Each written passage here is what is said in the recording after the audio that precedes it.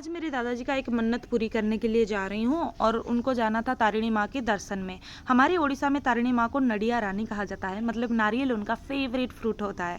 तो जब भी किसी का मन्नत होता है तो वो नारियल देंगे बोल के ऐसे मनोकामना करके मतलब मन में कुछ सोचते हैं, और जब उनका मन का जो इच्छा होता है पूरी हो जाता है तो वो लोग जाके वहाँ पे नारियल चढ़ा के आते हैं। तो मेरे दादाजी का बीच में तबीयत बहुत ज़्यादा ख़राब था, तो मेरे दादाजी ने मन ही मन जो है तारिणी माँ को बोले थे कि मैं आपको नारियल दूंगी। तो अब उनका तबीयत ठीक हो गया और अब वो चाहते हैं कि मैं नारियल दे के ही आऊँगी।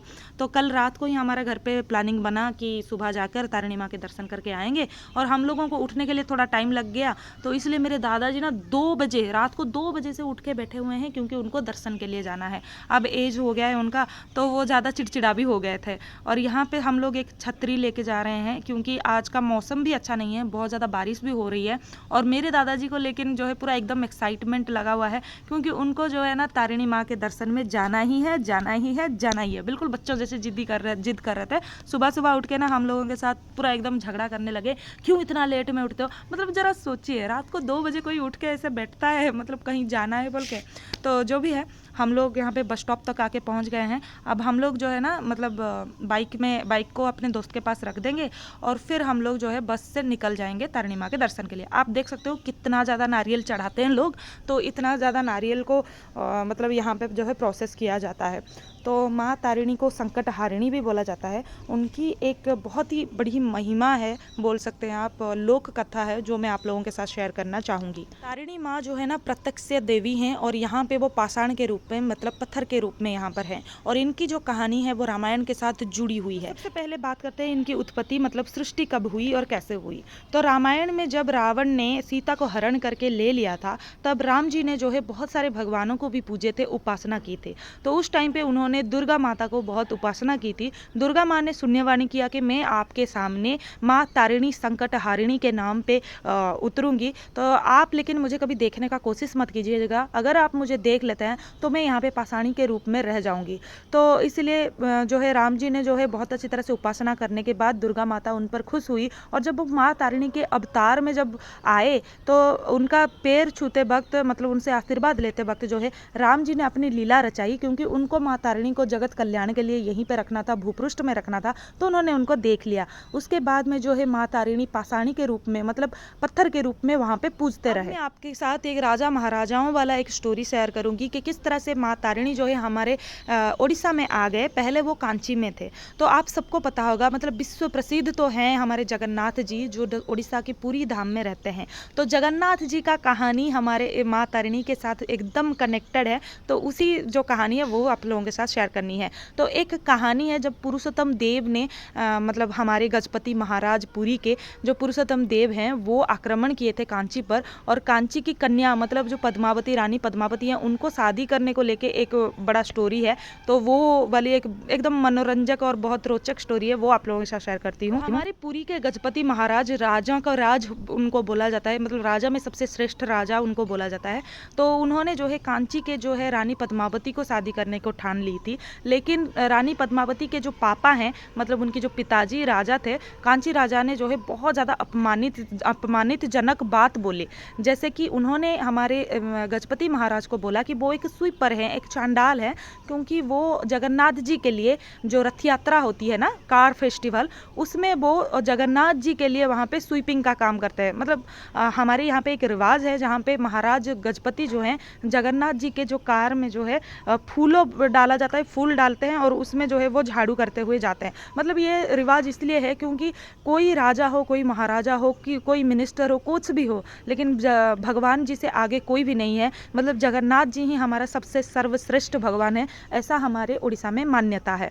तो उसी बात को वो मतलब आक्षेप करके जो है हमारे गजपति महाराज को बहुत अपमानित किए, और इस अपमान में एकदम जर्जरित होकर हमारे गजपति महाराज ने जो है आक्रमण मोड़ लिया। लेकिन कांची को जब वो पहले आक्रमण किए तो वो हार गए थे, और हारने के बाद जो है वो अपना इष्ट देवता जो है, मतलब पुरी के जो जगन्नाथ जी हैं ना, वो हमारे पुरी गजपति महाराज के बहुत प्रिय हैं। उनकी सेवा में पुरी गजपति महाराज हमेशा रहते हैं। तो वो वहाँ पे जाके जाके पुरी के बड़देउड़ा मतलब सबसे बड़ा मंदिर जो कहा जाता है मंदिर और सबसे बड़ा भगवान हमारे जगन्नाथ जी हैं, वहाँ पे जाके जो है उन्होंने रोना शुरू कर दिए और वहाँ पे जाके अपना दुख प्रकाश किए। जब उनका दुख देख के ना हमारे जगन्नाथ जी बिल्कुल भक्त का दुख देख के संभाल नहीं पाए और उन्होंने रात को सपने में बोला कि आप सुबह सुबह प्रातः काल में जाइए और आपके राज्य में कोई भी एक आप अगर देखेंगे मिट्टी का घर होगा, उसके ऊपर अगर मेरा ध्वज है तो उस मिट्टी के घर के जो मालिक हैं उनको अपना सेनापति बनाइए, तो आप जरूर कांची का जो ये युद्ध है उसमें जीत जाएंगे। ऐसा ही हुआ, रूप बदल के जो है महाराज जी गए तो उनको एक मिट्टी का घर मिला, उसके ऊपर में जगन्नाथ जी का ध्वज मिला।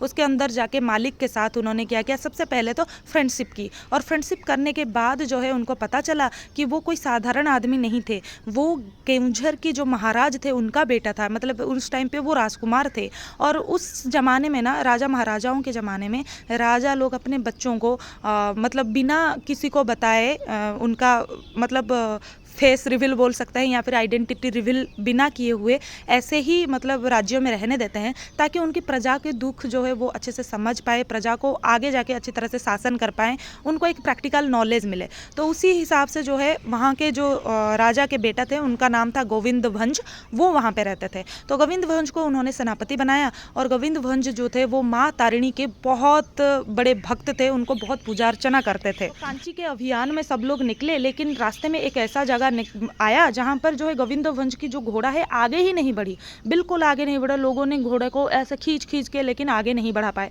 तो वहाँ पे जो है गोविंद वंश को लगा कि कुछ तो अलौकिक शक्ति है, वहाँ पे वो उतरे और जब चारों तरफ पूछने लगे आसपास के लोगों को तो पता चला कि वहाँ पे माँ तारिणी की पाषाण रूप है और जहाँ पे वो पूजा पाते हैं। शायद माँ तारिणी भी चाहती थी उनके भक्त के हाथ का पूजा लेने के लिए और इसीलिए उनका घोड़ा को वहाँ पे रोकी हुई थी। गोविंद भंज वहाँ पे रुक के सब कुछ छोड़ के पूजा अर्चना में लग गए क्योंकि उनको माँ तारिणी की जो है आशीर्वाद चाहिए था। और इस तरह से पूजा करने के बाद एक दिन सपने में माँ तारिणी गोविंद भंज को बोले कि मैं तुम्हारे साथ हूँ, मैं तुम्हारे सारे संकट को हर लूँगी और आप इस युद्ध में ज़रूर जीतेंगे क्योंकि मेरा भी साथ आपके युद्ध में आपके साथ है।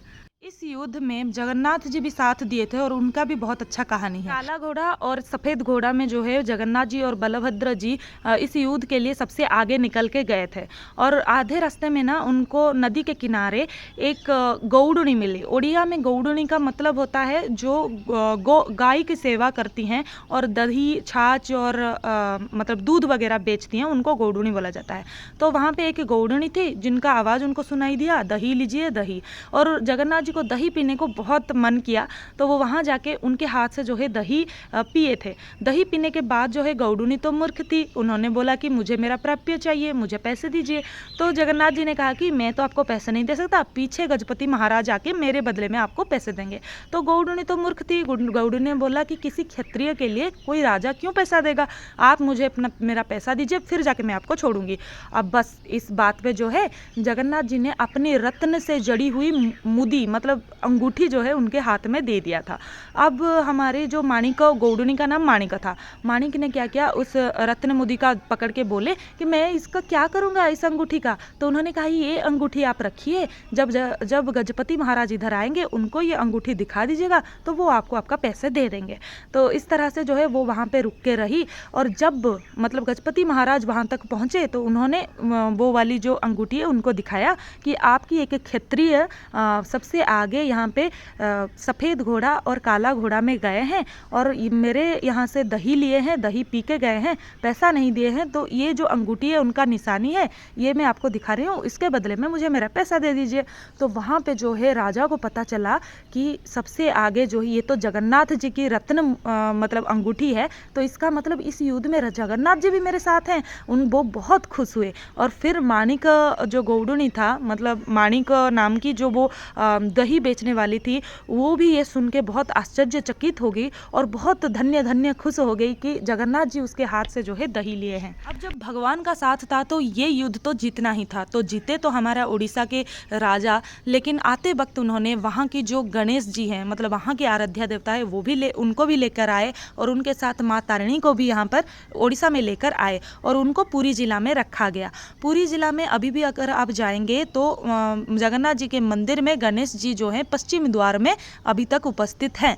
वहाँ पे आप उनका दर्शन कर सकते हैं। गोविंद भंज जी की जो है रात रात भर नींद नहीं आई, क्योंकि उनको माँ तारिणी को अपने राज्यों में लेकर आना था। गजपति महाराज पुरुषोत्तम देव जी एक बार गोविंद भंज जी को अपने दरबार में बुलाए और उनको उपाधि दिए, क्योंकि उनकी बिना हेल्प का जो है ये कांची का जो युद्ध है वो इस पर जो है विजय प्राप्त नहीं कर पाते।